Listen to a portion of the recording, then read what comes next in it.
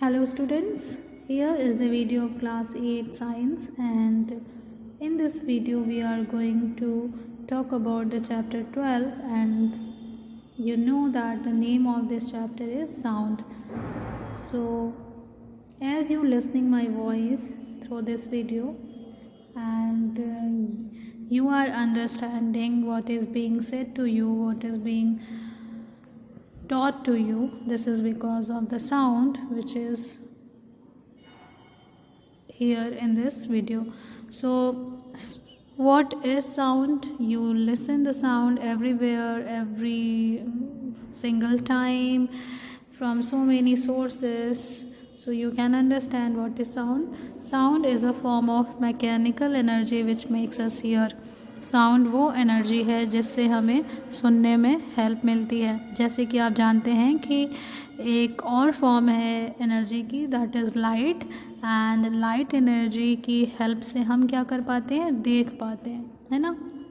Without light energy our eyes can not work, we can not see the things. उसी तरीके से sound भी क्या है, it is a form of energy, and this energy make us hear, ये हमें सुनने में हेल्प करती है। It is a kind of sensation this that received by our ears and perceived by our brain. ये एक तरीके का सेंसेशन होता है जो हमारे कानों के द्वारा रिसीव किया जाता है और हमारा ब्रेन जो होता है वो उसको समझता है। So sound plays an important part in our daily life. Sound एक बहुत ही ज़्यादा इम्पॉर्टेंट पार्ट प्ले करता है हमारी डेली लाइफ में। हम बहुत सारी साउंड्स को अपनी डेली लाइफ में हर जगह सुन रहे होते हैं, और अभी भी आप जो साउंड सुन रहे हैं और उस साउंड की हेल्प से आप चीज़ों को समझ पा रहे हैं। अगर बात की जाए कि साउंड कैसे प्रोड्यूस होता है, तो sound is produced bye a vibrating body. जब भी कोई चीज़ वाइब्रेट करती है तो उससे साउंड प्रोड्यूस होता है। So the cause of sound is vibration. Vibration is the reason of sound. Vibration वो चीज़ है जिसके थ्रू साउंड प्रोड्यूस होता है। Now you can wonder that what is vibration. Vibration क्या होता है? तो वाइब्रेशन क्या होता है, एक to and fro movement of any object about a fix position. जब भी कोई ऑब्जेक्ट अपने फिक्स पोजीशन से आगे और पीछे की तरफ पीरियोडिकली मूव करती है तो उसे ही हम क्या बोलते हैं, vibration. Vibration is the to and fro or back and forth motion of an object about a fixed position. जैसे कि आप देखते हैं कि इस रिंग में, इस बेल में आप देखते हैं कि ये जो स्ट्राइकर है, जब आप उसको पुश करते हैं तो ये स्ट्राइकर अपनी फिक्स पोजीशन से आगे और ये पीछे जाता है, और इसी को हम क्या बोलते हैं, वाइब्रेशन। और इस वाइब्रेशन की वजह से ही क्या होता है कि इस बेल से साउंड प्रोड्यूस होता है। आप इस स्ट्रेच रबर को जब आप छोड़ते हैं तो क्या होता है, वो रबर क्या होता है, वाइब्रेट करता है और उससे भी आपको साउंड सुनाई देता है। जब आप हैमर करते हैं, किसी ड्रम को बीट करते हैं, तो उस ड्रम में क्या होता है, वाइब्रेशन, और उससे साउंड प्रोड्यूस होती है। जब आप किसी बिगल को बजाते हैं तो बिगल के अंदर जो एयर होती है वो एयर के मॉलिक्यूल्स वाइब्रेट होते हैं और साउंड प्रोड्यूस होता है। तो now ultimately you can understand the cause of sound, the reason of sound, the source of sound is the vibration of any object. Now you can learn from this chart that what are the vibrating parts of different kind of musical instrument. Like veena musical instrument has stretched ring. Sitar में क्या होता है, stretched string. Violin में stretched string. Tabla stretched membrane. Mridangam में क्या होता है, stretched membrane. Drum में भी क्या होता है, stretched membrane. शहनाई में एयर कॉलम, फ्लूट में एयर कॉलम, माउथ ऑर्गन में एयर कॉलम। ये सारे क्या हैं, वो पार्ट्स हैं इंस्ट्रूमेंट के, म्यूज़िकल इंस्ट्रूमेंट के, जो वाइब्रेट करते हैं और साउंड को प्रोड्यूस करते हैं। Here in this picture you can see these are the variety of musical instrument. जैसे कि आप देखें, इस वायलिन में जो स्ट्रिंग्स होती है, जब उनको वाइब्रेट किया जाता है तो साउंड प्रोड्यूस होता है। और इस तबला में आप देख सकते हैं कि इस तबला की मेम्ब्रेन को जब हम बीट करते हैं तो वो मेम्ब्रेन, जो तबले की जो मेम्ब्रेन होती है वो क्या होती है, वाइब्रेट होती है और साउंड प्रोड्यूस होता है। सिमिलरली अगर हम फ्लूट की बात करें या माउथ ऑर्गन की बात करें तो क्या होता है, इसमें ऐसी कोई चीज़ नहीं होती है पर्टिकुलरली जो वाइब्रेट करती है, बल्कि इसके अंदर जो एयर फिलअप होती है वो वाइब्रेट करती है और साउंड प्रोड्यूस होता है। कुछ यहाँ पर म्यूज़िकल इंस्ट्रूमेंट हैं जिनको हम बीट करते हैं या स्ट्रक करते हैं तो साउंड प्रोड्यूस होता है, जैसे बेल, घंटम एंड मंजीरा एंड जलतरा। Now we will discuss about the propagation of sound. Sound जो है वो ट्रेवल करता है हर एक डायरेक्शन में। Sound travels in all the direction and sound को प्रोपोगेट करने के लिए, ट्रेवल करने के लिए मीडियम की ज़रूरत होती है, आइदर सॉलिड, लिक्विड और gas. Without medium sound can not travel, means in vacuum sound cannot travel. Vacuum मतलब जहाँ पर कुछ भी नहीं है, the place where nothing is present, neither solid nor liquid nor gases. So the like space is the vacuum. Space में कुछ भी नहीं होता है, वहाँ पर एक पर्टिकुलर प्लेस पर ना सॉलिड ना लिक्विड ना गैस, तो वैक्यूम में जो है वो साउंड ट्रेवल नहीं कर सकता है। Sound travel through the solid thread of can telephone. यहाँ पर आप देख सकते हैं example, a whale listens to the reflected sound echo in water to locate spray. तो यानी कि पानी में, लिक्विड में भी साउंड ट्रेवल कर सकता है।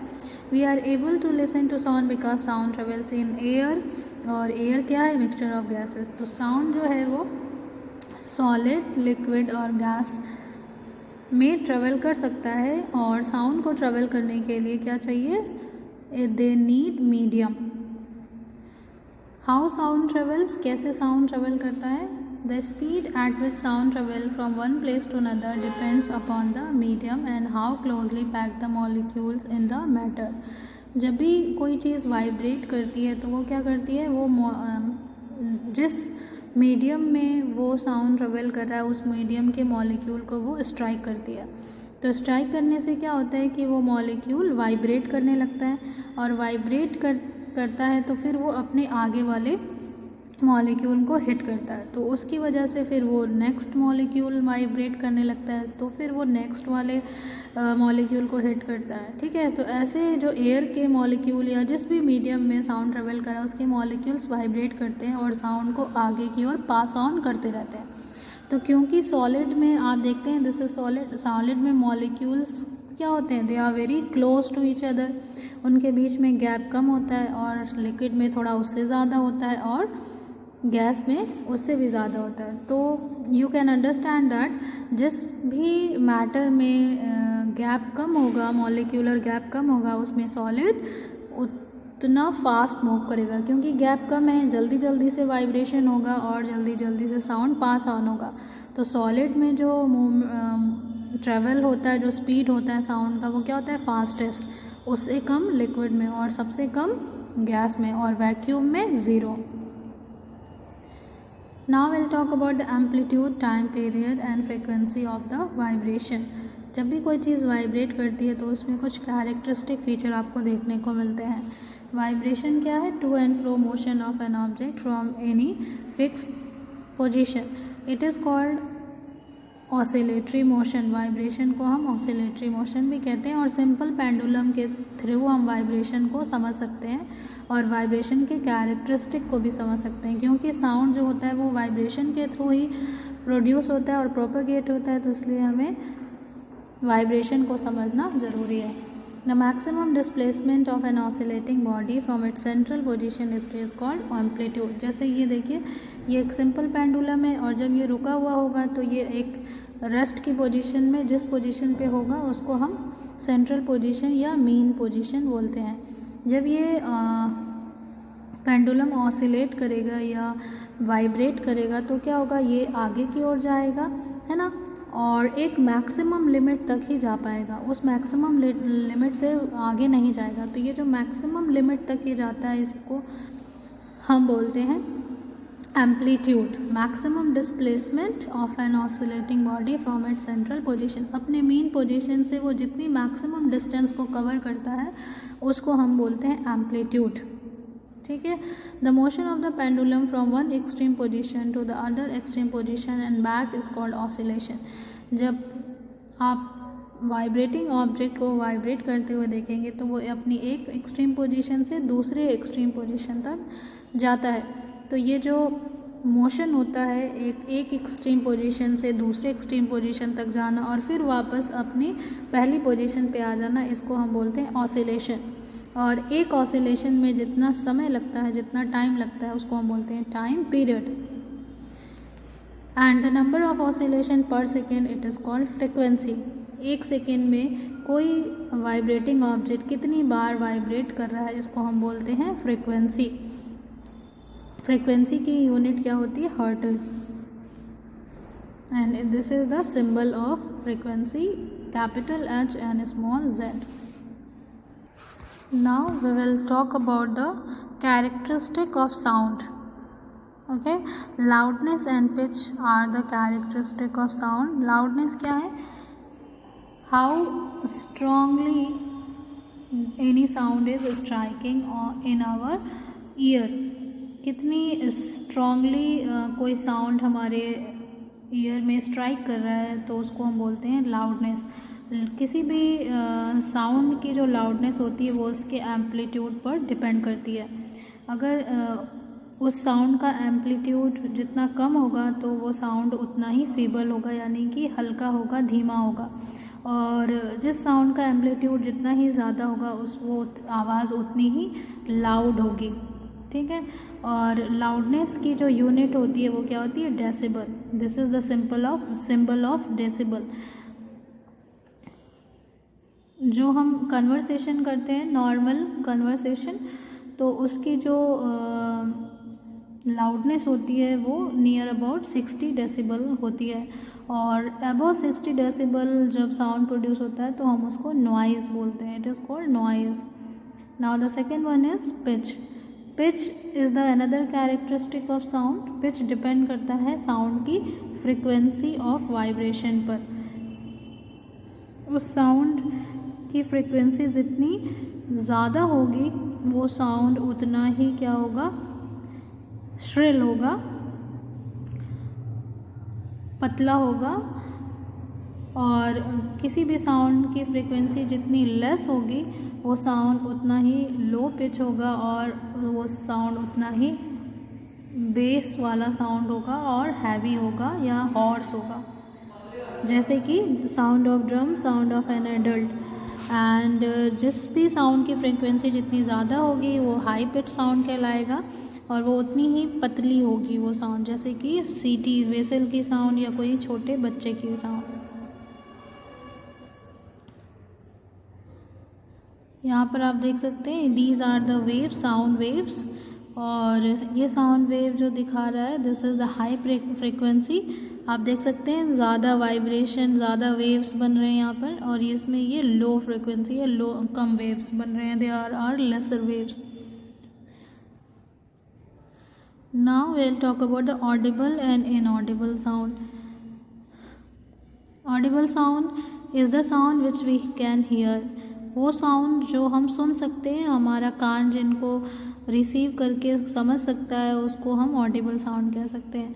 It has frequencies between 20 hertz to 20,000 hertz. अगर फ्रिक्वेंसी के टर्म में हम बात करें तो ऑडिबल साउंड की जो रेंज होती है, रेंज ऑफ फ्रिक्वेंसी होती है, वो 20 हर्ट्ज से लेकर 20,000 हर्ट्ज के बीच में होती है। अगर इससे कम या इससे ज़्यादा का फ्रिक्वेंसी का साउंड होता है तो हम उसे सुन नहीं पाते हैं और उसी साउंड को हम क्या बोलते हैं? Inaudible sound.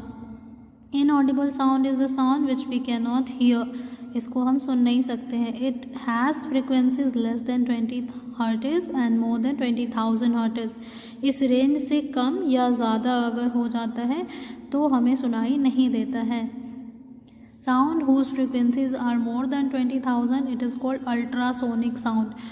जिस भी साउंड की फ्रिक्वेंसी 20,000 हर्ट्ज से ज़्यादा होती है उसको हम अल्ट्रासोनिक साउंड कहते हैं। Some animals like dog, can hear ultrasonic sound and bats can produce the ultrasonic sound. और जिस भी साउंड की फ्रीक्वेंसी 20 हर्ट्ज से कम होती है उसको हम इंफ्रासोनिक साउंड कहते हैं. It is called infrasonic sound. कुछ एनिमल्स जैसे कि व्हेल्स और एलिफेंट्स जो होते हैं वो इंफ्रासोनिक साउंड को प्रोड्यूस भी कर सकते हैं और सुन भी सकते हैं.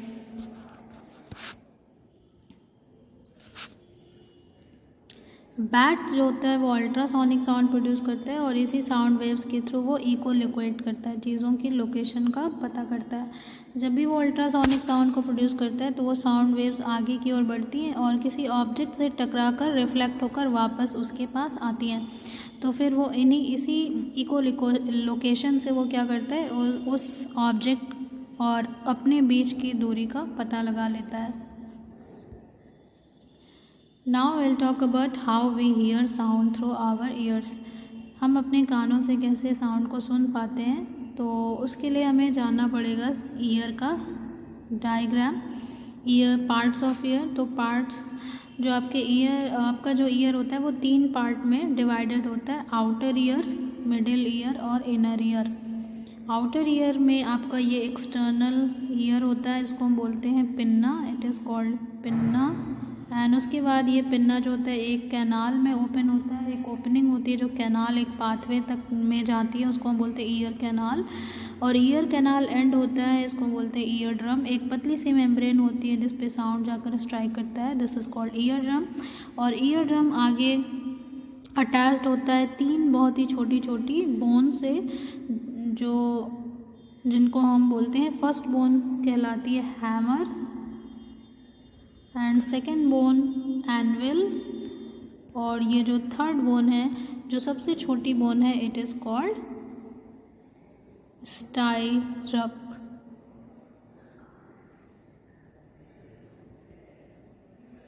या इसको हम स्टेपीज भी कहते हैं. स्टेपीज या स्टाइरप जो है वो आपके बॉडी की सबसे छोटी बोन होती है. और ये बोन आगे चलकर एक 3 सेमी सर्कुलर डक्ट से कनेक्टेड होती हैं और एक स्ट्रक्चर होता है कॉइल्ड स्ट्रक्चर, इसको बोलते हैं कॉक्लिया. और ये कॉक्लिया और सेमी सर्कुलर कैनाल आपके ऑडिटरी नर्व से जुड़े होते हैं और ये नर्व्स क्या करती हैं, साउंड को आपके ब्रेन तक कैरी कर ले जाती हैं. Sound enters the ear through the ear canal. It makes the eardrum to vibrate. The eardrum sends the vibration to the inner ear. From there, the signals go to the brain and then we hear the sound. जब भी कोई sound आपके ear canal के through enter करता है आपके year में, तो वो जाकर आपके ईयर ड्रम को स्ट्राइक करता है, तो आपका ईयर ड्रम वाइब्रेट करता है. फिर वो वाइब्रेशन ईयर ड्रम से इन सारी छोटी छोटी बोन्स के थ्रू कहाँ आता है, कॉक्लिया में आता है और ये सेमी सर्कुलर कैनाल में. और फिर वहाँ से सिग्नल्स जो हैं ऑडिटरी नर्व्स के थ्रू कहाँ भेज दिए जाते हैं, आपके ब्रेन में. और इस तरीके से आपका ब्रेन समझ लेता है कि क्या कहा जा रहा है. Now let's understand noise and musical sound. Unpleasant जो साउंड होता है उसको हम बोलते हैं नॉइज़. जो भी साउंड हमें अच्छा नहीं लगता है, अनप्लीजेंट होता है, इरिटेटिंग होता है, उसे हम नॉइज़ बोलते हैं. It is produced bye irregular vibrations. Noise कैसे प्रोड्यूस होगा, जब वाइब्रेशंस इरेगुलर होंगी. जैसे कि if all the student in the classroom speak together a noise is produce. जब भी क्लास में बहुत सारे बच्चे एक साथ बोलने लगते हैं तो इरेगुलर वाइब्रेशंस के थ्रू क्या होने लगता है, नॉइज़ क्रिएट होता है. Sound produced by horns of buses and trucks. Traffic signals पे आपने देखे होंगे कि अलग अलग व्हीकल्स साउंड प्रोड्यूस करती हैं और सब मिलकर क्या बन जाता है, नॉइज़ बन जाता है और हमें बिल्कुल भी अच्छा नहीं लगता है. नाउ म्यूज़िकल साउंड्स वो साउंड होते हैं जो प्लीजिंग होते हैं, जो हमारे कानों को अच्छे लगते हैं, pleasing to the ears, and it is produced by the regular vibration. Musical sound जो है वो हमारे कानों को अच्छा लगता है और रेगुलर वाइब्रेशन के थ्रू प्रोड्यूस होता है. जैसे कि म्यूज़िकल इंस्ट्रूमेंट से जो साउंड प्रोड्यूस होता है, या कोई पर्सन गाना गा रहा होता है, या कोई चिड़िया गाना गा रही होती है, जैसे ये nightingale. Now we will talk about the noise pollution. The presence of excessive or unwanted sound in the environment is called noise pollution. जब एनवायरनमेंट में बहुत ज़्यादा और बहुत ही अनडिज़ायरेबल साउंड प्रोड्यूस हो जाता है, तो हम उस कंडीशन को नॉइज़ पोल्यूशन कहते हैं। Causes of noise pollution. Noise pollution के कॉज बहुत सारे हो सकते हैं, जैसे कि vehicles, explosion including bursting of cracker, machines, loudspeaker, etc. In the home, noise pollution is caused by television, radio, and music system at high volume. Some kitchen appliances like dessert cooler, air conditioner, etc. also produces noise pollution. Harmful effect of noise pollution. Noise pollution से क्या problem हो सकती है? Noise pollution causes several health related problems like lack of sleep, hypertension, high blood pressure, and anxiety. A person exposed to loud sound continuously may get temporary or permanent impairment of hearing. Now, how can you measure to limit the noise pollution? Noise pollution को कम करने के लिए क्या steps हम ले सकते हैं? Noise pollution can be reduced by using silencer in vehicle, industrial machines and home appliances, reducing the use of vehicle horn, running TV, radio and music system at low volume. Planting of trees along roads and buildings also help to reduce noise pollution. Vehicles में, industrial machine में, home appliances में हमें silencer का use करना चाहिए। घर पे जो टीवी, रेडियो, म्यूज़िक सिस्टम है उसको लो साउंड पे हमें लो वॉल्यूम पर सुनना चाहिए। रोड साइड पे हमें ट्रीज़ लगाने चाहिए, पेड़ पौधे साउंड को एब्जॉर्ब कर लेते हैं और इन सारे स्टेप से नॉइज़ पोल्यूशन रिड्यूस हो सकता है। So that's all for this video. In the next video we'll talk about some more topics. Till then, thank you. Have a nice day.